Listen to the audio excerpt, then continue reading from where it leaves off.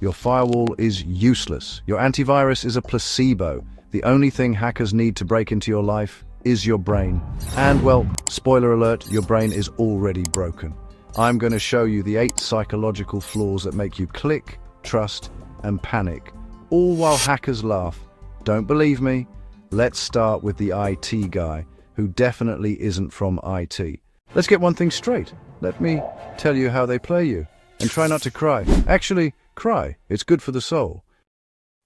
Chapter 1. The authority bias, or why you just gave the IT guy your credit card. The bias: we are taught from birth to obey authority. White lab coat, doctor, uniform, cop, deep voice on the phone, boss. We stop thinking critically when authority appears because thinking is expensive and following orders is cheap. The hack phishing, but with a tie on. Meet Carol. Carol is a senior accountant. She is paranoid about her cat's diet, but honestly pretty gullible about everything else. One Tuesday, she gets a phone call. The voice on the other end is calm, slightly annoyed, and speaks with the bureaucratic boredom of a DMV employee. Carol, this is David from corporate IT. We're pushing a critical patch. I need you to log into this portal and verify your credentials. Carol replies, "Should I check with my manager?" David responds, "Carol, I have 300 other endpoints to patch today. Your manager, Frank, already approved the ticket. Do you want to be the reason the server goes down at 3 p.m.? Just click the link." That sigh is the hacker's secret weapon. The annoyance is fake. The confidence is fake. But Carol's brain sees IT guy and, well, just shuts down. She doesn't see a hacker in a hoodie in a basement. She sees a busy professional with a clipboard. So she clicks the link. She types her password. And just like that, she's handed the keys to the kingdom to a man who probably smells like cheese puffs and lives with his mother. The joke is on Carol, but the laugh is on Frank, who now has to explain to the CEO why payroll is being held for Bitcoin. Real IT guys don't call you. They send an email that says, "Did you try turning it off and on again?" And then they ignore you. If an authority figure demands action, assume they are a fraud until they prove otherwise. Yes, even the CEO, especially the CEO. Chapter 2. The urgency bias, or the "oh crap, my Netflix Gambit." The bias here is that your brain prioritizes immediate threats over future consequences. A snake in the grass gets your attention. A slowly tightening noose does not. We are reactive, not proactive. The hack: create a ticking clock. Remove the time to think. It's 6:55 p.m. You are sitting on the couch, pants unbuttoned, watching a documentary about ants. Your phone buzzes. It's a text from Apple Security. Your iCloud has been compromised. To prevent permanent lockout, verify your identity within 3 minutes. Link: bit.ly/notascam. Your heart rate spikes. 3 minutes. You don't have 3 minutes. You fumble for your glasses. You start sweating. Notice what just happened. You didn't think, how did Apple get my cell phone number? Why would they text me? Why is the URL suspiciously short? No! You thought, I can't lose my photos of the dog. The hacker is counting on that. He knows that if he gives you an hour, you'll call a friend. If he gives you a day, you'll call Apple support. But 3 minutes? You become a monkey hitting a button for a pellet. You click the link, you enter your password. You just sold your digital soul for the chance to keep looking at pictures of your dog. The hacker is now watching you watch the documentary about ants. He finds this hilarious. Any message that creates panic and a tight deadline is a phishing hook. Real security breaches do not have a countdown timer. They have a, "we'll send you a letter in 7 to 10 business days" timer.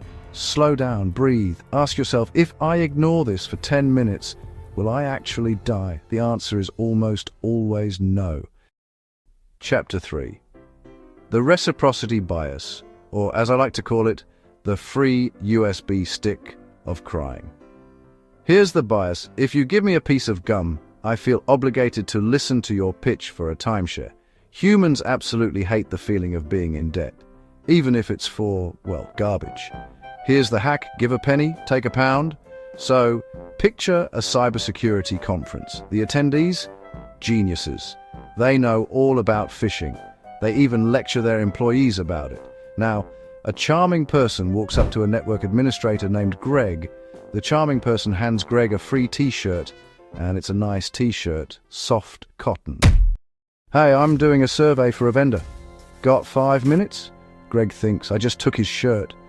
If I say no, I look like a jerk. Plus, it's a really soft shirt." So he gives the survey. The survey asks for his work email. He gives it. It asks for his favorite pet's name. He laughs and gives it. It asks for his birth city. He types it in. And just like that, Greg has sold his security questions for a shirt that costs about £1.50 to manufacture. The charming person is actually a hacker running a recon operation. He now has Greg's email, his security answers, and his psychological profile. In about 2 weeks, Greg will get a password reset email that references his dog, Mr. Snuggles. Greg will click it, because, Mr. Snuggles is a good boy. The hacker isn't wearing the shirt. He's using it to wipe the tears of laughter from his eyes. Never accept free things from strangers, whether it's on the internet or in real life. That free ebook, that free security scan, that free coffee mug at the trade show, it's bait. The universe doesn't give you free things. The universe wants your login credentials. Chapter 4. The overconfidence bias, or I'm too smart to get hacked. The bias here is simple. We believe we are above average, smarter, more careful. Newsflash, we are not. The hack use their ego as a mirror. They'll blind themselves. So let's talk about you, dear viewers. You're reading a 5,000-word article about cognitive biases. You're probably thinking, this is interesting. I know a few idiots at work who need to read this. Here's the truth. You are the target. Hackers absolutely love people like you. The so-called cyber-aware user is the juiciest mark because they don't look both ways before crossing the street. They think they're invincible. A hacker sends a highly targeted spear phishing email. It doesn't say urgent in all caps. It doesn't have typos. It says, "Hey, I saw your comment on the cybersecurity forum about zero-day exploits. I'm writing a white paper. Check out my proof of concept on this private repo and link." Your overconfidence screams, "Finally, someone recognizes my genius." So you click the link to prove you're smart enough to analyze the code. And now you are owned. The hacker toasts you with a Red Bull. "Cheers," he whispers, "to the smartest guy in the room." Humility, honestly, is a security patch for the soul. Assume you are a moron. Assume every link is a bomb.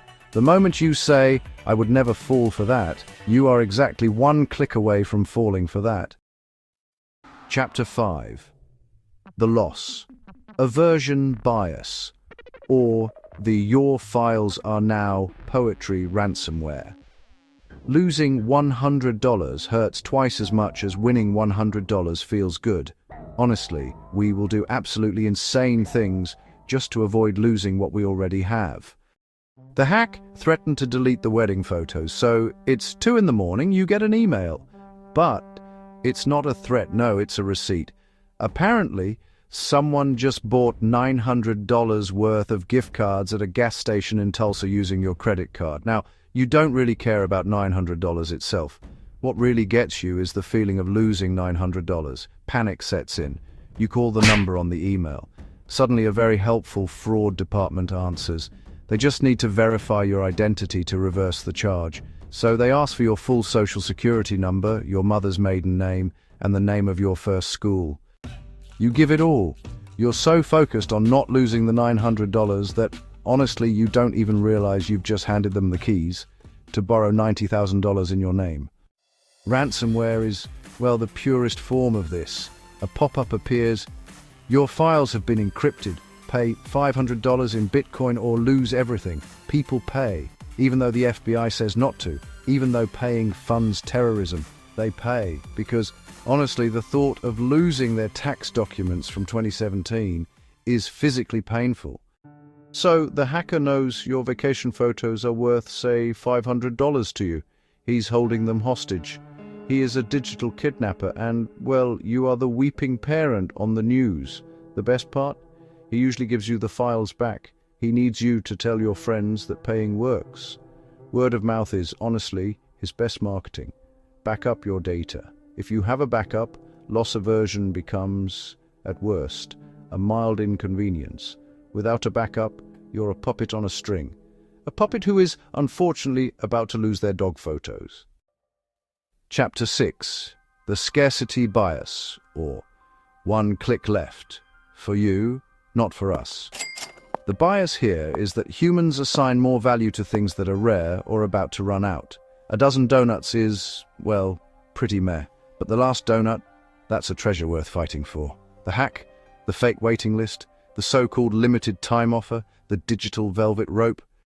You're scrolling through social media and suddenly an ad appears. It's for a free security audit tool that promises to tell you if your email has been leaked on the dark web. The button says, only 47 spots left today.